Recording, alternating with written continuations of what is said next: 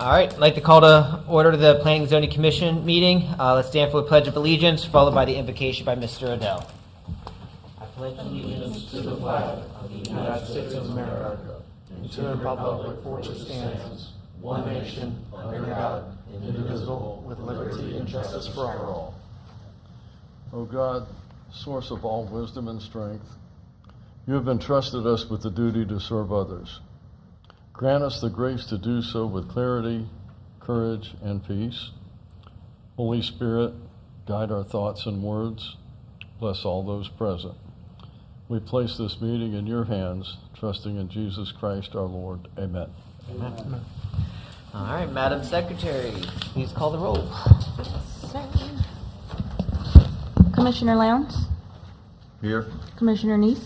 Here. Commissioner Odell? Here. Vice Chair Stillay? Yes, ma'am. Chair Benner? Yes, ma'am. We have quorum. Awesome. Do we have any announcements? Seeing none, do we have any disclosures? It's dry. It's mighty dry out there. Yes, it is. All right, do we have a motion to approve the minutes from the January 15th meeting? So moved. Second. Motion by Mr. Lowndes, second by Mr. Neese. All in favor say aye. Aye. Motion carries. This is a public hearing. If there's any member of the public that would like to approach the board about any non-agenda related item, come on down now. Seeing none, we'll close public comment, come back to staff for item 9A.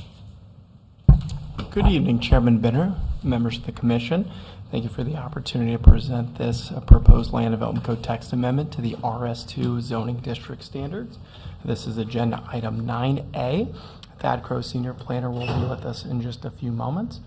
This is a privately initiated text amendment filed by the applicant Robert Dudley of Noble Oaks Estates, LLC. And this evening's public hearing was duly noticed in our local newspaper, displaying the proposed text amendments to the Land Development Code. Thank you, Corey. Mr. Chair, Thad Crow, Senior Planner, for the record. The applicant is Robert Dudley of Noble Oaks Estates, the developer for this subdivision off Midway Road. And specifically, the intent is to amend Land Development Code Section 70400 to Table 710. And this essentially increases maximum lot coverage by buildings in the RS2 zoning district from 20%, which it is now, to 30%, only if properties are served by central water and sewer, if there is private streets in the subdivision, and if there is a master stormwater system, which we'll kind of delve into and explain a little bit. Just to make sure, I'm not sure it was really clear in the staff report, but when we say coverage, what do we mean by coverage? Essentially it's what does not absorb water structures. So, for example, an open porch is not considered to be part of the structure for calculation of coverage. A screen porch, a screen pool enclosure where the water can filter through, that's also not considered to be part of the building for purposes of building coverage. The applicant in this case, there are in Noble Oaks Estates, there's 3 houses of the approximately, I want to say 12 lots that are now developed. And you can see in the table above that they all exceed the 20% maximum lot coverage by buildings. This was a permitting error when it occurred. There was some confusion on the plans about building envelopes, which I think made it a little difficult in terms of the review. In any case, the applicant is wanting to raise that 20% up to 30%, which would put these buildings, these homes, into conformity with this standard.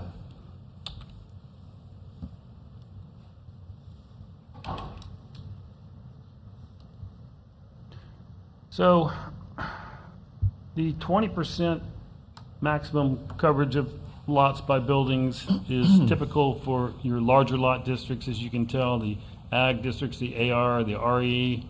As you move into higher densities or suburban densities, essentially, it does go up to 30%, beginning with the RS3. And I think the argument can be made, and we'll show you the location of some of the zoning you've seen in the staff report. The argument can be made that essentially the RS2 fits in a little better with the RS3 and RS4 in terms of lot coverage with some guardrails that we're proposing, of course.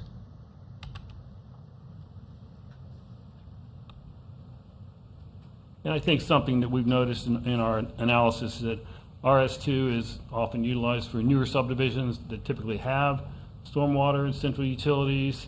And what this does is this frees up space for buildings that typically would have to be used for well and septic drain fields, on-site stormwater with swales.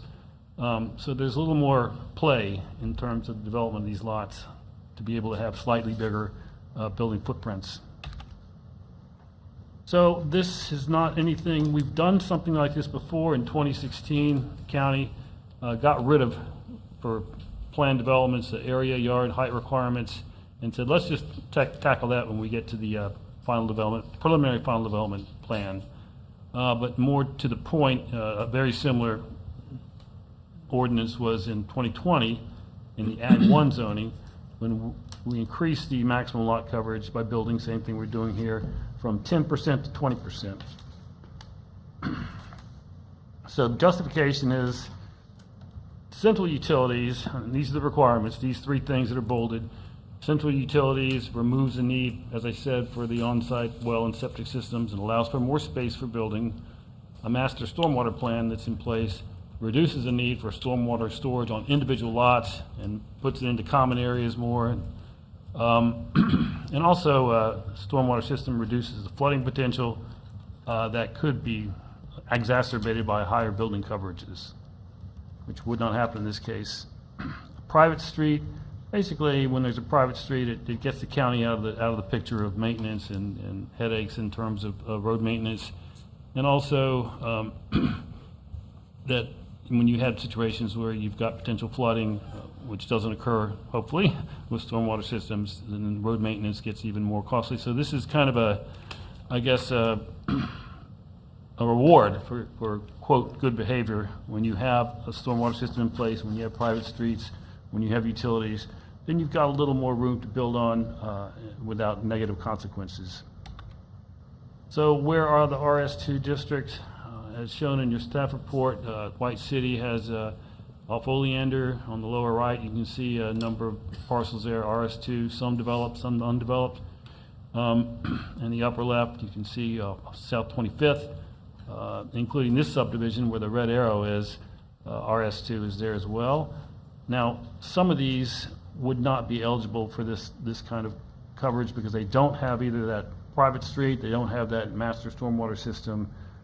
In some cases, they don't have the central utilities, especially moving further south. Also, in the area on both sides of I-95 and the Copenhagen-Jenkins Road areas, we see RS2 on both sides of I-95. Now, much of this area, some of this area is, of course, well and septic and would not be eligible. And in Indian River Estates, we can see there's a pretty large amount of RS2 on both sides of Midway Road there in established subdivisions.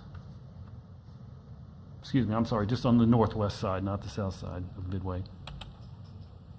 So when we look at text amendments, we look at, number one, is it consistent with the comp plan?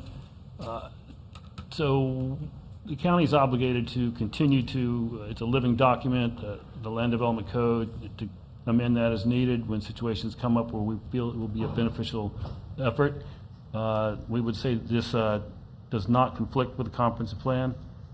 Also, we look at inconsistency with existing and proposed land uses. We don't believe that would occur in this case. Criterion C, are there changed conditions that require such an amendment? I think that part of what we're looking at is we're getting a lot of PUDs in.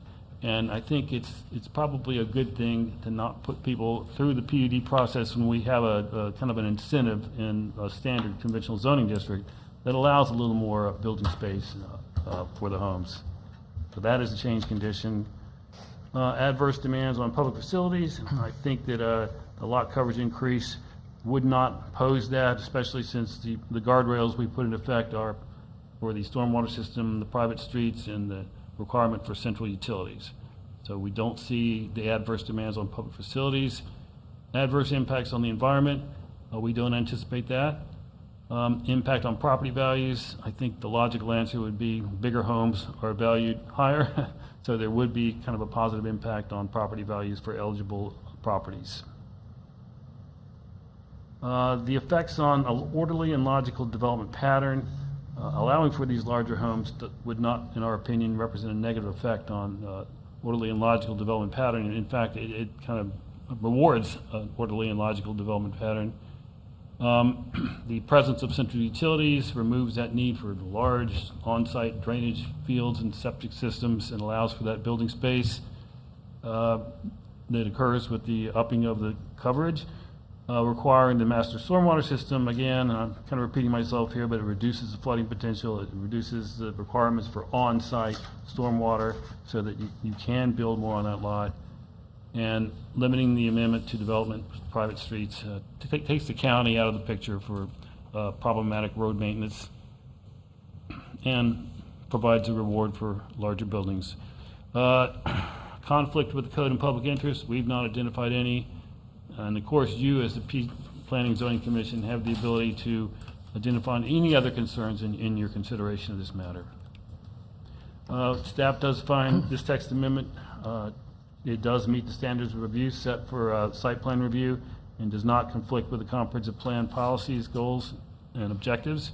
We do recommend that this body forward the petition to the Board of County Commissioners with the recommendation of approval specifically for the text below. And you can see this is a simple RS2 change from maximum lot coverage with the little footnote O, which allows that 30% when you have private streets, central utilities, and a master stormwater plan. Mr. Chairman, I'm happy to answer any questions, and Mr. Benton will, of course. Thank you. Thank you very much. And I believe the applicant is here. Does the applicant have anything for the board, or we good with staff? If you do, just come on up to the mic. As far as this, no, I totally agree, and I appreciate all the workings of the staffs. They've been great to work with, easy to work with, and helping us figure out this text amendment. Do you have any questions for me? Do you need his name and address if he's the applicant? Yeah, he's still got to state it for the record. Can you state your name and address for the record? Sure, it's Robert Dudley, and the address is 1425 Southeast Village Green Drive, Port St. Lucie, 34952. Thank you, sir. Yes, ma'am. Thank you very much. Absolutely. Thank you. Oh, I have a question, Mr. Chair, Yep. for the applicant. Applicant, he has a question for you. You want to come on back up? Please. Okay. Mr. Adele. Mr. Dudley, are you a builder? My wife is a builder, yes. Okay, your wife is a builder, and the name of her company? Villa Delta Construction? Okay. The reason I'm asking is this, this amendment, it has the appearance of a developer-driven amendment. And the memo positions a request around one subdivision example, which is Noble Oaks. Correct. Now, my concern is if the change is approved, I'd want the record to show a neutral, county-wide rationale rather than we change the code just for one builder or subdivision. Staff, your recommendations on that? Chair Benner, Commissioner Odell, yes, in staff's evaluation, we were looking at the various areas that are currently zoned RS2 and then also areas that might logically be proposed for rezoning to RS2. As Mr. Crow had presented different areas around Indian River Estates, White City, also off of Jenkins Road, Graham and Copenhagen, where we have some undeveloped areas as well. I'll use the example of Tidewater 2 that was proposed on the east side of Oleander, south of Melville, that came before this body as a plan unit development. And when we talk to developers, and that site in particular has an existing RS2 zoning, they were pursuing a PUD, trying to maximize density and different design allowances. This text amendment, if approved, staff would have 2 discussion points with the developer. Our code allows for the proposal of septic systems as long as the development is not more than 2 dwelling units per acre.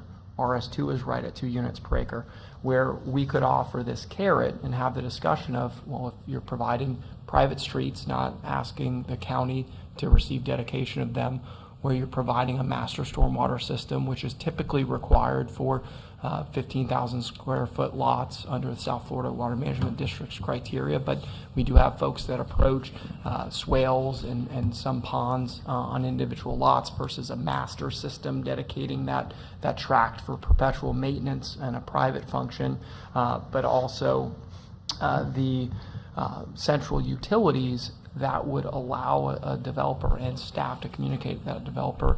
We are providing allowances for building coverage up to 30% when those metrics are adhered to. So I think it's a discussion point to potentially deter some applicants, and this won't happen across the board, but some areas to avoid a pursuit of a planned unit development, and also allow staff to advocate for those key infrastructure components. Privately maintained and operated street, master stormwater system that private entities maintaining, but also extension and provision of central water and wastewater. Well, over here on the staff findings that you have up on the board right now, at the bottom, subparagraph O, you have it highlighted with private streets and central utilities. Does that include power? Does that include, I apologize, Commissioner Odell? Electric power? Where it says central utilities?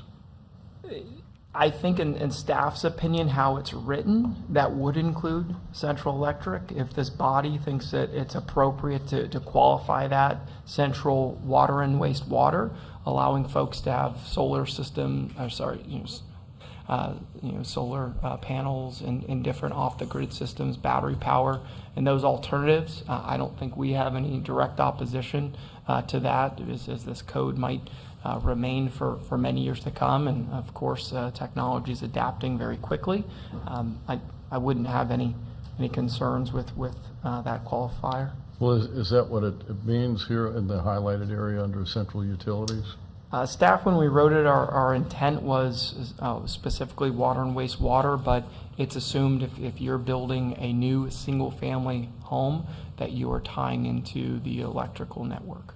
Okay, all right, so that assumes the electric. Now, would this have to be, these type of developments, would they have to be in the USB? Technically, the RS2 district could be pursued outside of the urban service boundary, and Commissioner Odell, our comprehensive plan guides that outside of the urban service boundary that we should not see a residential density exceeding 2 dwelling units per acre. Of course, RS2, that it's right at that 2 dwelling unit per acre cap. So currently, I don't think we have any instances of the RS2 outside of the urban service boundary, but I don't think there would be a preclusion from someone pursuing that. And we do have the allowances, and we have some examples where folks have extended utilities outside of the urban service boundary to provide for central utilities. So I think that we could see it outside of the USB under select circumstances. Just for clarity, is this change being proposed primarily just to cure the Noble Oaks permitting oversight? I think that would be a good question for the applicant, but to respond at the staff perspective, the applicant's filing looked to amend the code, allow for this type of provision, but require a conditional use. Staff countered and offered what's before you this evening, where it would be built in as a by right allowance when these metrics were made, instead of considering on a case-by-case basis with mailed notice to talk about building coverage. When we know that somebody today, whether it's Noble Oaks Estates or the Community Due South in the RS2, they could cover 20% of the lot. And let's go to a quick example for discussion. This is a quick graphic. They could have 2 stories. So let's call it a 6,000 square foot single family home. They could have a large pool with deck with a screen enclosure. They could have a patio without a roof. Maybe it's a pergola. And they could have a large driveway, a circular driveway, and the impervious ratio of the property could possibly be 80%, but they're limited to 20% building coverage.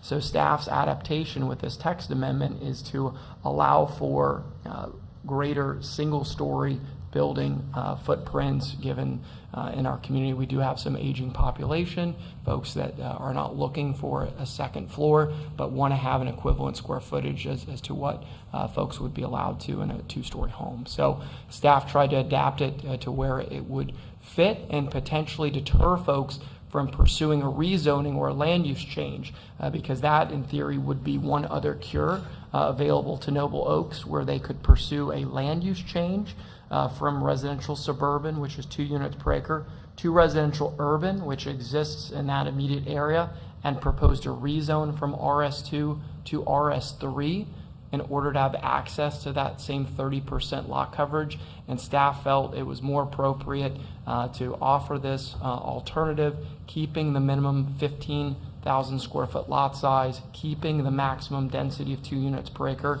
and having trade-offs in order to achieve the additional the additional 10% to garner a 30% lot coverage option. So this is kind of a test case. It's not really just developer exclusive. That is This- correct. for It would Noble Oaks. apply broadly to the RS2 Okay. where those criteria can be met. All right, thank you. Commissioner Odell, if I could just add to that, a number of jurisdictions I've been involved with in the past do not provide the opportunity for anyone to apply for a text amendment of the code. It's limited to commissioners, planning commissioners, staff. Here, we open it up to everybody. So I think that we have an obligation, regardless of who submits the application, to consider it on its merits. In this case, that would be through the criteria that we considered. Okay, thank you. Mr. Lowndes. Mr. Crowe, Mr. Benton, there's no RS2 west outside the urban service area? Not that we're aware of, Commissioner. We took a look across our GIS map and did not see instances. We can certainly pull that map up and take a closer look. The other areas that I don't think we particularly reported on that you would potentially see instances are areas off of Edwards Road, east of Selvitz, west of Southern Oaks, What would Southern Grove, sorry. What would be the discussion around a developer that wanted to go out Carlton Road area or Angle Road area and develop an RS2 development? Is that possible? Commissioner Lowndes, we would be having a very detailed discussion about their future land use designation because today out off Carlton Road, we're in an agricultural 5 land use area. So we would be talking about first and foremost going through a comprehensive plan amendment. One of the key provisions in our comprehensive plan when considering a land use amendment is whether there's something of similar density or intensity within 1/4 mile from that petition site. So if they happen to be within 1/4 mile of Oak Ridge Ranches, maybe that unlocks the discussion a little bit. But otherwise, I don't think this particular text amendment is the core of that conversation. I think we start with a comprehensive plan. We start talking about compatibility, infrastructure, and those types of key principles that are already built into our policy. But should there be a site in what feels like a rural area where they have the land use in place, and I'll use the example of Coolidge Road off of Okeechobee Road, where we had a prior petition for a land use change and a rezoning. It's my recollection that land use, they might be able to pursue an RS2 zoning. That might be a site that would be entertained from the agricultural 1 or agricultural residential 1 to an RS2, but they still would have 15,000 square foot lot sizes. We would be considering standards for reviewing a rezoning. Is it an orderly and logical development pattern? What are the impacts to public facilities? All of those other criteria before they obtain an RS2 zoning. And then when reviewing the site plan, in order to have access to the 30% lot coverage, they would be demonstrating private streets, a master stormwater system, and central utilities. That site in particular, though, Commissioner, it's in the urban service boundary. I worry that occasionally we may change a ruling that 5, 6 years from now, we'll look back and say, what the hell did we do? I think we're all in a feeling of trying to protect our western areas and our rural areas so that they stay that way the best we can, and I hope that this would not turn out to be that. I don't have a problem with this for this development, but we make changes that are blanket for everything we do.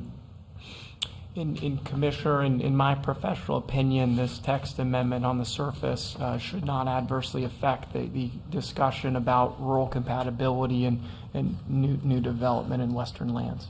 Thank you. Any other questions for staff or the applicant? All right, thank you. Thank you. All right. At this time, it is a public hearing. I'm opening this item up to the public. If anybody here wants to address us, come on down. Stand next to the wall if you want to have anything to say. Seeing none, we will close public comment at this time, come back to the board for discussion and/or a motion. Mr. Chairman, Mr. Lowndes, I move to approve. do we have a second? Second.